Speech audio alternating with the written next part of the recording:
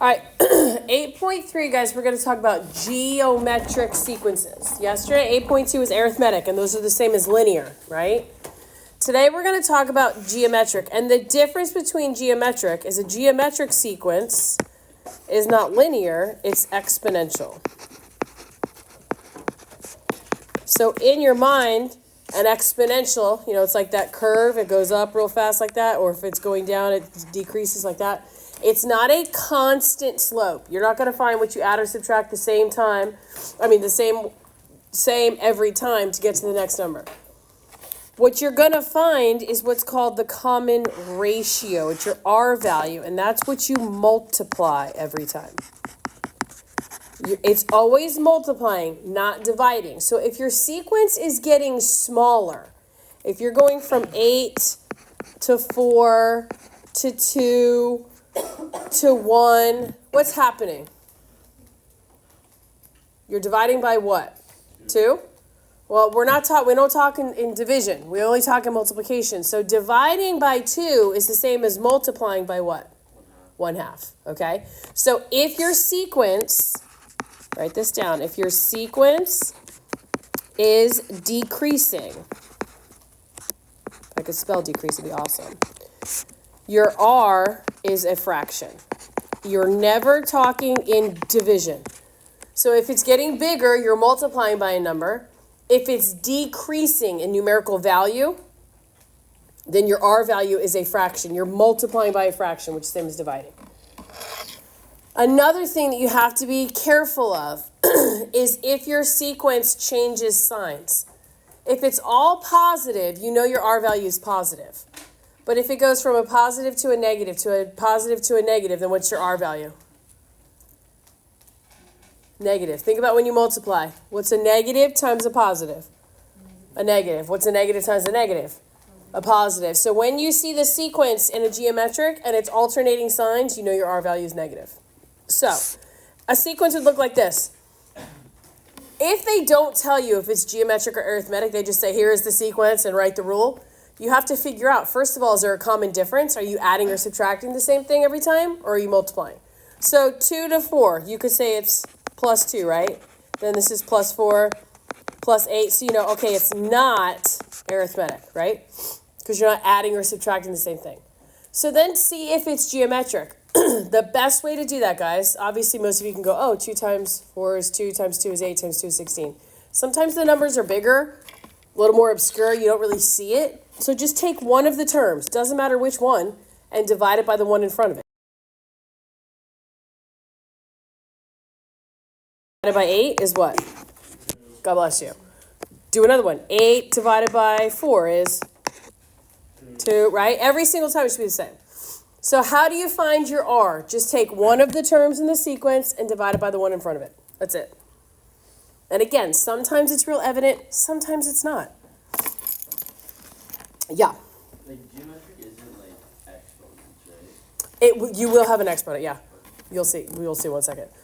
Like this one, 12, 36, 108, 324. This is an exponential function. See where your n value is? So when you have an exponential function, things get big in a hurry and they get small in a hurry. So if you started with 36, say 12 wasn't even on there. You started with 36, then went to 108, then 324. It just doesn't jump out at you like, oh, I see what the common ratio is. So take one of the terms, 108, divided by the one in front. You guys will have a calculator. 108 divided by 36 is 3. If you want to check to be certain, take another one.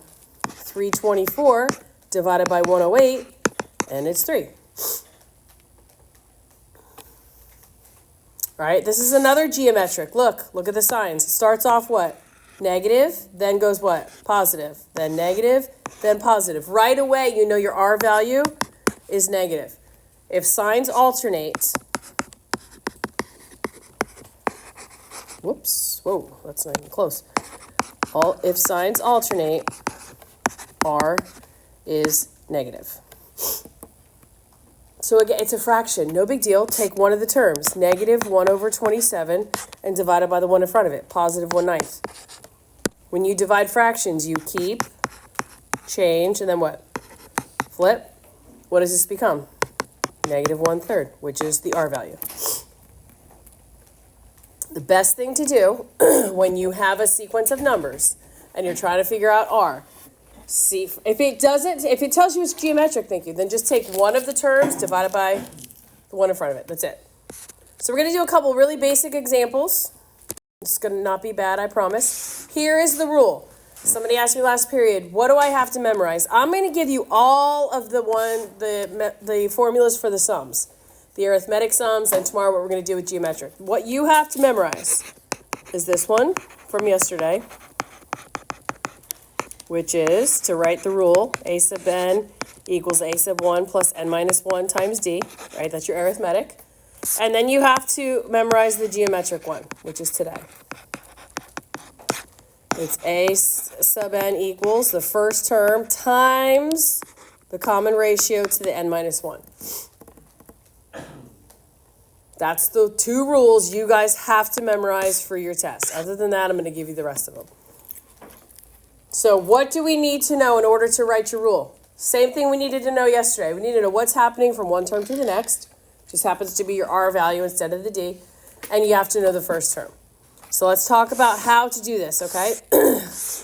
Super basic when they give you the first term in the R. So plug it in here. I have a sub n equals, what's your first term? 3 times R to the n minus 1. Can you multiply 3 times 2 and tell me this is 6 to the n minus 1?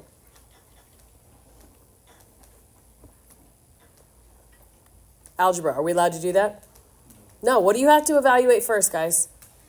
Exponents. You cannot multiply these two together and say, oh, that's 6. That is not the case.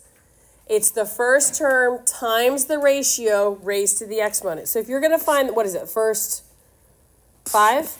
Okay, so just like we did yesterday, a sub 1, this is how you would show me, a sub 2, a sub 3, a sub 4, and a sub 5. This is what I want to see on WebAssign, and this is what I want to see on your test. You have 3 times 2 to the 1 minus 1. 3 times 2 to the 2 minus 1.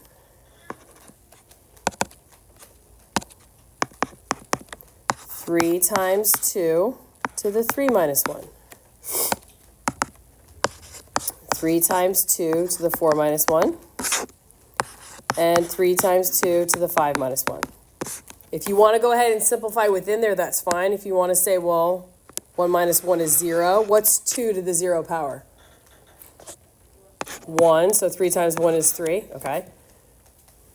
So 2 minus 1 here makes this a 1. What's 2 to the first power? Times 3 is 6. Good.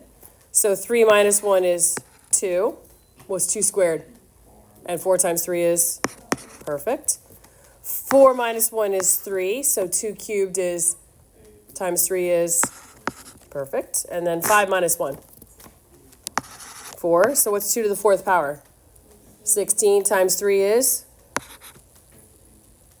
48. All right, so here's the first 5 terms.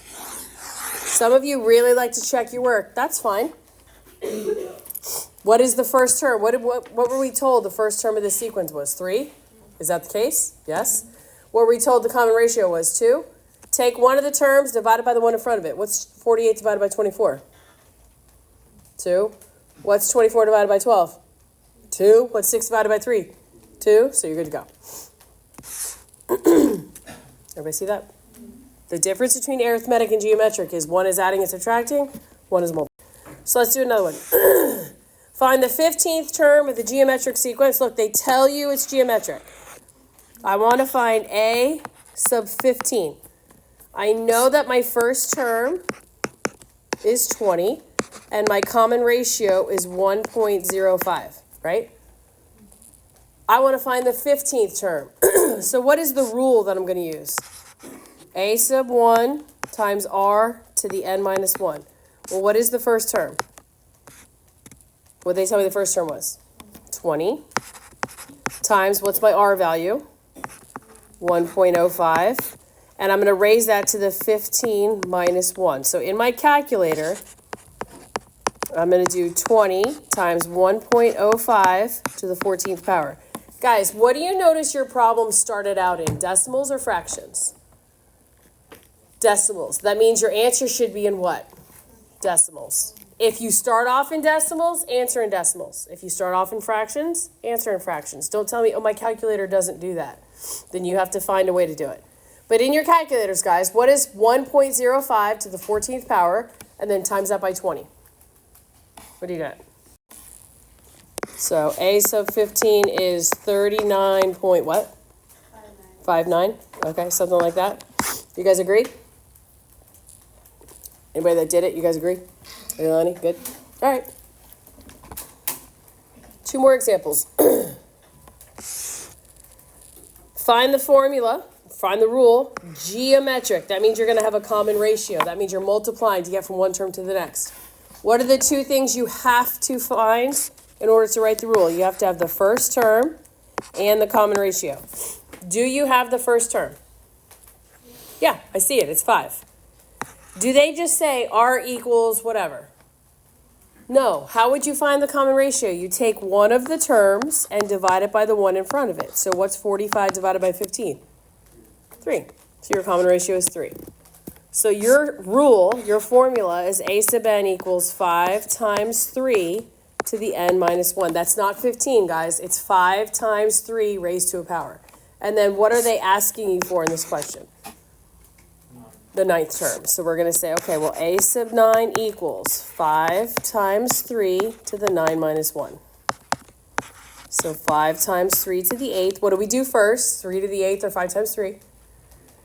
3 to the 8th. So what is the 9th term of this sequence? 32,000 what? 805? 805? Okay. Geometric gets big quickly and it gets small quickly. All right, I have one more example. Similar to something we did yesterday. What's the next one? It says find the term of the geometric sequence. Okay, so they're telling me it's what? Geometric. They're telling me use this rule. A sub n equals a sub 1 times r to the n minus 1. How do I know that? Because they said geometric. Okay, that's important. One of the terms is 125. Another one of the terms is 125 over 64. All right, so look at this. What kind of a number is this? It's a fraction. So what do you think you're going to have to leave your answer in?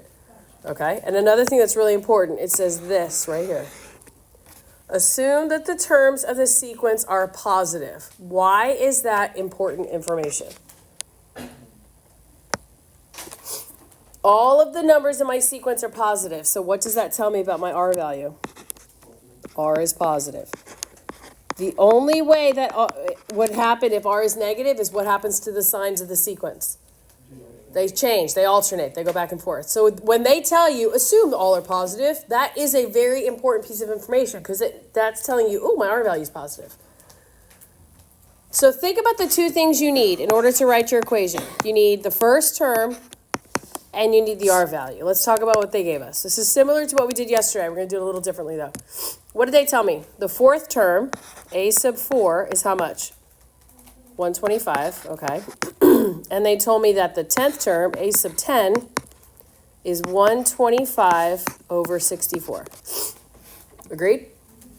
So what did we do yesterday when they gave me 2 terms and they weren't the first one or anything like that? What did I do with the 2 terms? I said, well, here's an ordered pair. Agreed? This is an ordered pair for sure, guys. If I were to graph this, this is what these 2 ordered pairs would be. But can I find the slope? Can I say that it's going to be adding or subtracting the same thing every time so I can find the slope between these 2 points? Is geometric adding and subtracting the same thing every time? No. So you cannot find slope. You cannot just say, oh, I'll find the slope between, because it's not going to be a constant. The change between these 2 points is going to be different than it is than other 2 points you pick on a graph. So that's not going to work. But we are going to kind of follow the same kind of thing we did yesterday. We're going to find R first. Let's find R first. How are we going to do that? Well, this piece of it, the two pieces of information that they gave us is pretty important.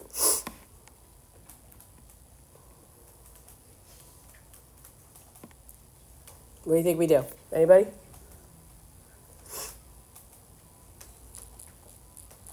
Which term is further away from 0? Okay. So I'm going to say a sub 10 equals a sub 4 times r. All right, this one, whatever is farther from 0, farthest from 0 goes on the left side of your equal sign. What is my exponent going to be?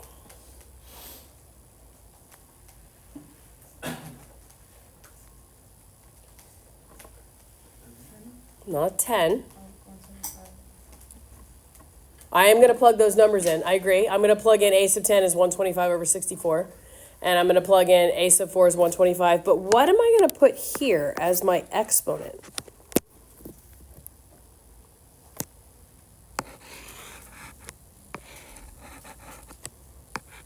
How many spaces are between 4 and 10? 6. That's your exponent. However many spaces are between the two terms that they give you is your exponent. And now you just solve. So let's go through that again. For a geometric, when they give you two random terms, that doesn't happen to be the first one. You're going to find the r value first. You put the one that's furthest away from 0 on the left-hand side. That just makes sense. You want to be the one that's farther away. You want to put on the left-hand side. Then the spaces between the two terms given becomes your exponent when you're trying to find r. So let's plug in what we know now. I know that a sub 10 is 125 over 64. And I know that my fourth term is 125. And then I have r to the sixth. How do I solve for r? Divide both sides by 125, right? So divide by 125. So I have r to the sixth equals, are we dividing fractions?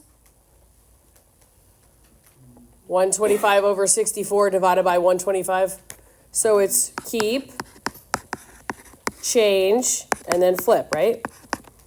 What happens to my 125s? They cancel. So I have r to the sixth equals 1 over 64. Well, I don't really care what r to the sixth is. What do I care about? R. So what do? Take the sixth root. Good. All right. What do you know about the sixth root? What kind of a number is 6? Even or odd? It's even. So what should go in front of my answer? Plus or minus? What number times itself 6 times gives me 1? 1. What number times itself 6 times gives me 64?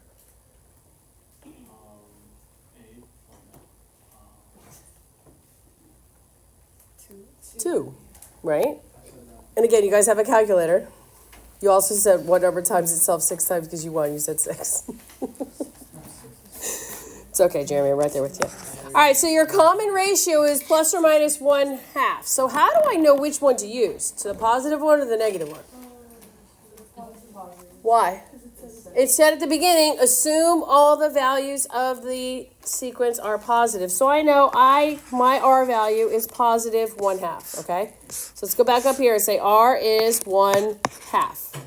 All right, we have one piece of the puzzle missing.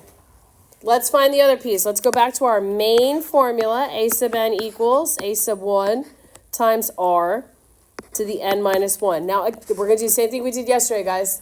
Once we found our common ratio, we plugged it back in, right? And then you can use one of the terms that they give you.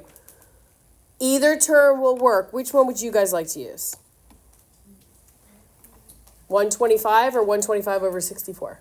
125, all right? We want to use the whole number. I get it. So what term number is 125?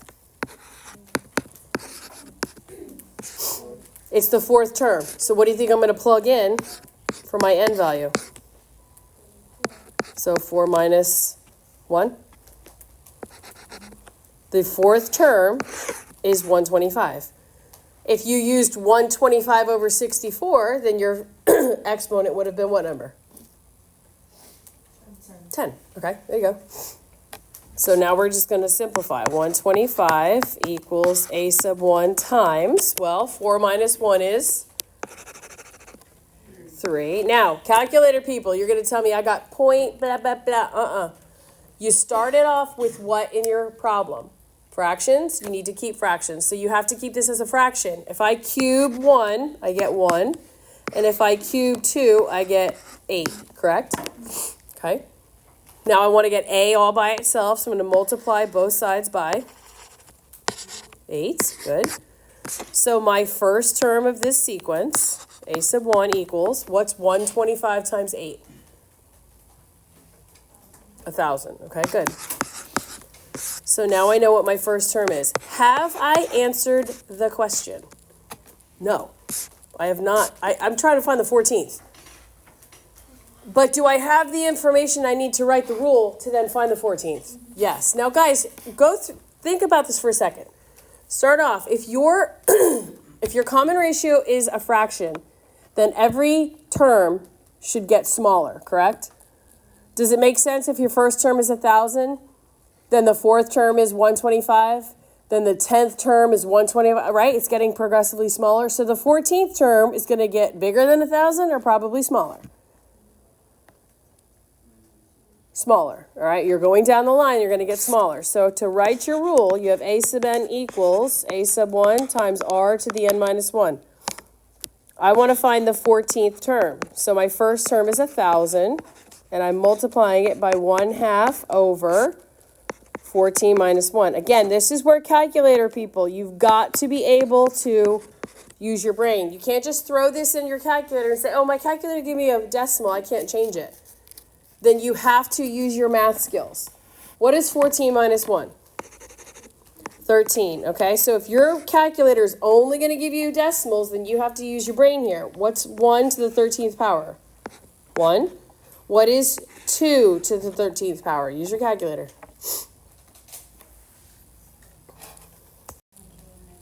$8,196? 92? Okay.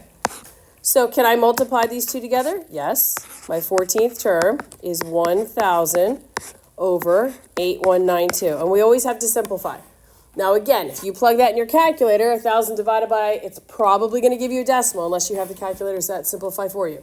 So just start with the smallest number you know goes into both. What? 2. Okay. So this becomes 500 over, what's 8,192 divided by 2? 4,000 what? 4,096? Okay. Does 2 go into both of those again? Yes. So 250 divided by, what's 4096 divided by 2? 2048? Is it 2048? All right. Does 2 go into that again? Yes. They both end in an even number. So this becomes 125 over what? 1024? All right, 5, 6, 7, 8. 3 is not going to go in. 2 is not going to go in. I think you're good there. So the 14th term is 125 over 1024. Did you guys see how if you just plug that in your calculator, you would have gotten a decimal? So since I know I have to be in a fraction, then I just use my computational skills to just simplify by 2, by 2, by 2. You don't have to see that 6 goes into it. No big deal. Just simplify. Now think about this for a second. If your first term was 1,000 and you're multiplying by 1/2, that means every single time your number is getting smaller, right? By 2? So it should make sense that if your first term is 1,000, by the 14th term, it's really, really tiny. All right, so let's recap that for a second because that's a lot of work for one problem. I get that. When you are given a random term, or 2 random terms, I should say, and you're asked to find another one. You got to write the rule first. So we're going to find r. You take what r value they give you, which is nothing, so we got to figure it out. You take the 2 terms, the one that's furthest away from 0 goes on the left-hand side of the equal sign. The spaces away from each other becomes your exponent. 10 minus 4 is 6. That's where we got the exponent of 6 from right here. Trying to turn my pen on. Right, that's where 6 came from. Then you plug in the 2 terms they give you and you solve. So we found our common ratio. Then we went up here and we used one of the terms that they gave us to plug in to find your first term. You could use either one. It doesn't matter. It's the same exact process we did yesterday. We found the common difference first. Then we used one of the term number and the term itself, plugged into the formula, found the first. It does not matter which one you do. You just have to remember the difference between arithmetic and geometric. Sound good?